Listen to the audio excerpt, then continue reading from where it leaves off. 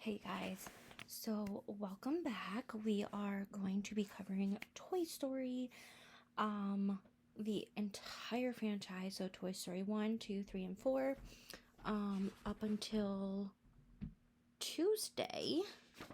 And I'm super excited because Toy Story was the original franchise of Pixar. If you don't know, it came out in 1995.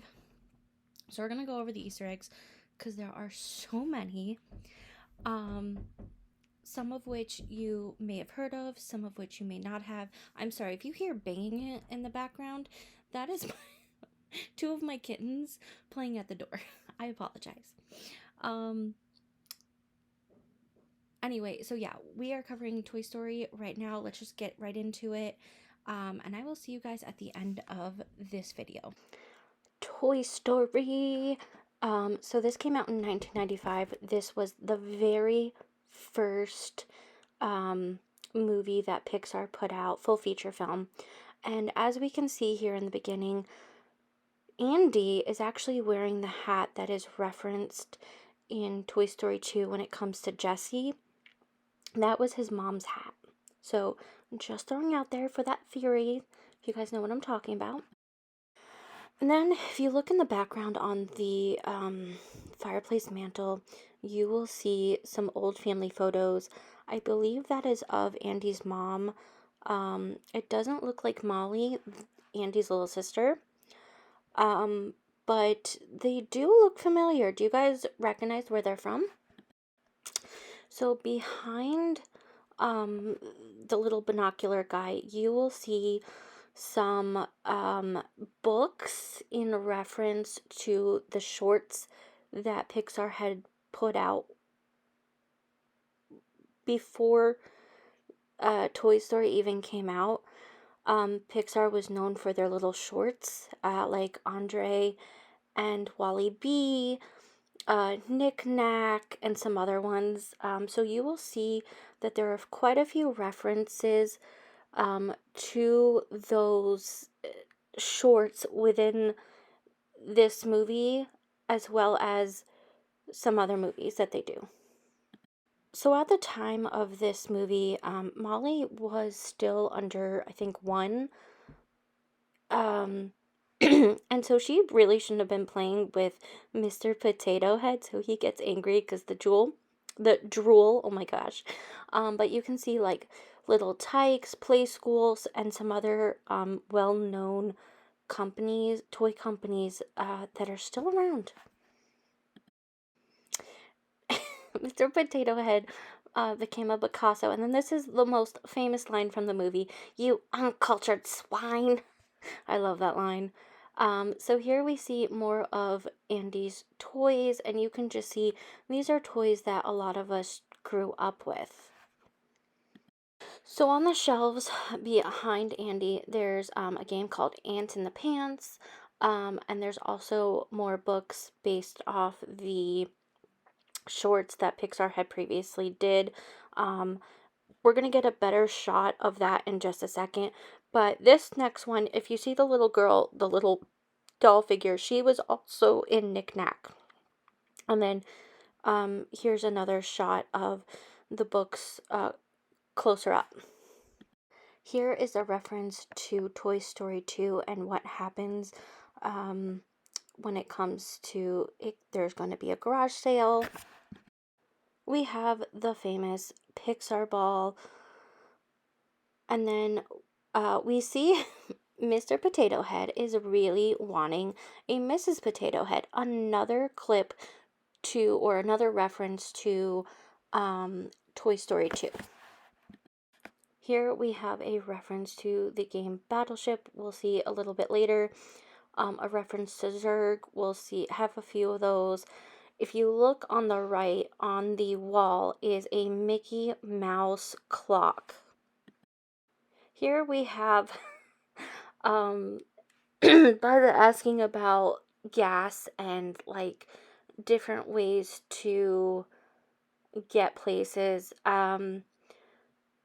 So this is going to come into play with a few other movies, from Cars to Planes, which technically isn't technically Planes is Disney, not Pixar. I know that's confusing. Wall-E, and The Good Dinosaur. So this is kind of interesting, and looking back, it's a little xenophobic, but what Woody is asking about is like, where are you made? Um, but yeah, I can see how problematic that is now, looking back.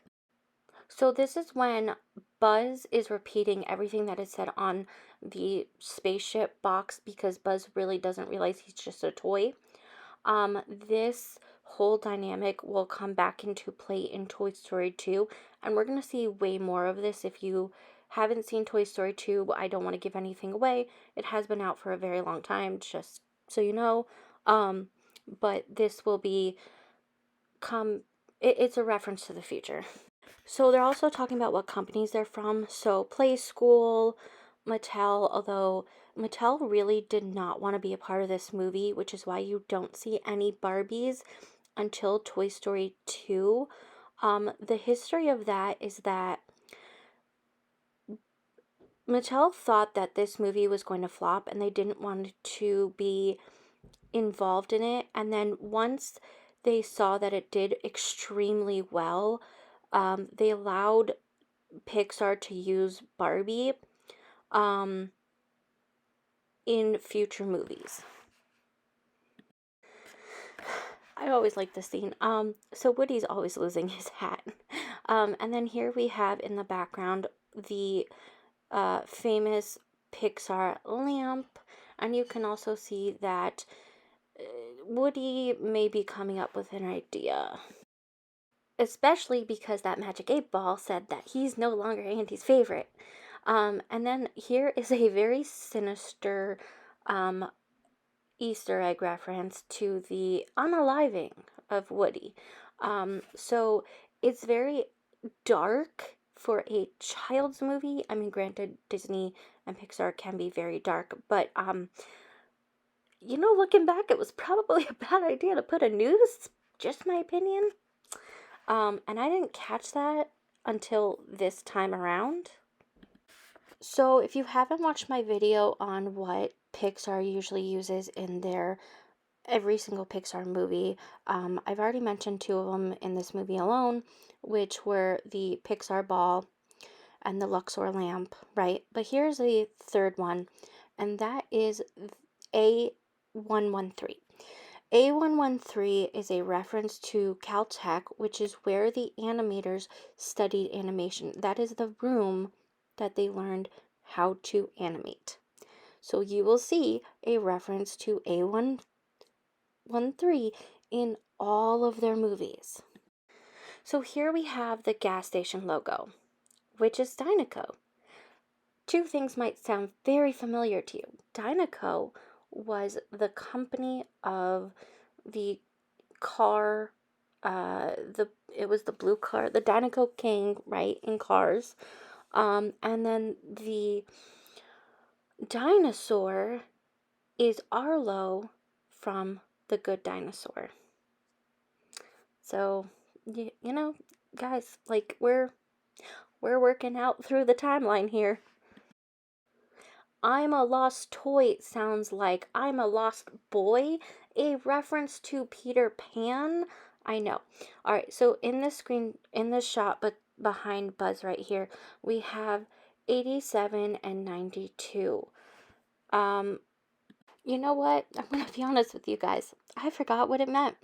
I forgot what these two numbers meant, but they do pop up throughout several different Pixar films. Obviously, 95 is really important because it is a reference to this movie directly being the first, but I forgot what 92 and 87 were. So if you guys know, please let me know in the comments. Then we have Buzz referencing Star Trek, if you know what I mean. We have the Pizza Planet truck, another Easter egg that is throughout all of the Pixar films. We have Pizza Planet. I would love to go to this place. Like, it looks cool. We have some Hidden Mickeys on the spaceman's pizza, like out of the pepperoni. Now we're about to enter the rocket ship, the one with the claw. Sorry, guys, I just had to. And here we see Sid. Sid will pop up in other movies, but he is excited because he not only got Buzz, he got Woody too, and now it's gonna be insane. So, as we can see him working, we see this bin, this toolbox. I mean, we will see another shot of it later on. It is the Binford toolbox, which is a reference to the same toolbox that is used by Tim Allen in Home Improvement. Tim Allen voices Buzz Lightyear. I know. Cool, right? So we also have a reference to, or I should say, maybe that other movie reference this one. So when I do it, because this one came out way before, but we see these creatures that Sid created from a mix of different toys. They do have weird names. I'd have to look them up again, but it did remind me of Guardians of the Galaxy Volume 3. So there are some Marvel references as well. But anyway, let's move on. And with that, we are setting up for Toy Story 2, and this is how Woody got the little burn on his face. And Sid is referencing the Rebel forces. He's referencing Star Wars, which we have with Buzz and Zurg. And again, that'll pop up back up in Toy Story 2. We also have a reference to Pop-Tarts. I haven't had Pop-Tarts in forever. But what's your favorite flavor of Pop-Tarts? So this is when Buzz realizes he is a toy and he cannot actually fly, and this sends him into a spiral. And we see in the background another Easter egg to Toy Story 2 of not only Al's toy barn, but the Isle of Buzz Lightyears. So that'll be coming. Anyway, Buzz tries to fly, and then he realizes, yeah, that's not going to work. So he lost his arm, and Sid's sister finds him, and he becomes Mrs. Nesbit. Woody is trying to save him, and here's a reference to Marie Antoinette, who had her head chopped off with a guillotine.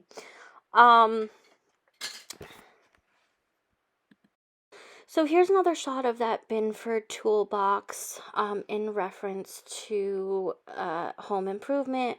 We have the Eggman movers. That is in reference to one of the animators, Ralph Eggerson. And then here is a whole... these are all of the toys that Sid had... what do you call it? Created. And hold on, guys. I want to look up their names.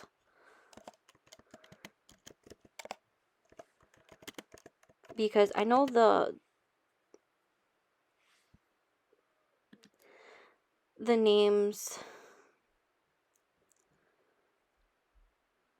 So there was Hand in a Box, Jingle Joe, Legs, Roller Bob, Ducky the Frog, Rockmobile, Babyface, and Walking Car. But they do have other references, like Legs is meant to be a hooker, if you know what I'm saying.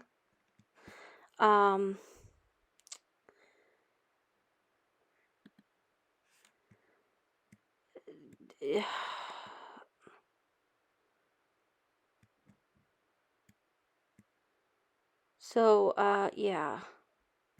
Anyway.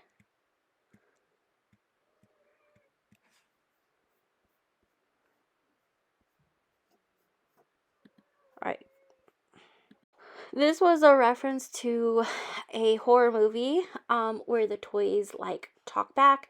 Anyway, it scares Sid, and they're able to escape. So, In this shot, we can see 95 being the end of the license plate. Again, a reference to the first feature film of Pixar, which is this one. They have Akuna Matata from The Lion King playing in the car. We see Woody get the idea of how to blast off the rocket. They do end up in the car, fast forward, and we are now at Christmas. Now, this sets up for Toy Story 2 more so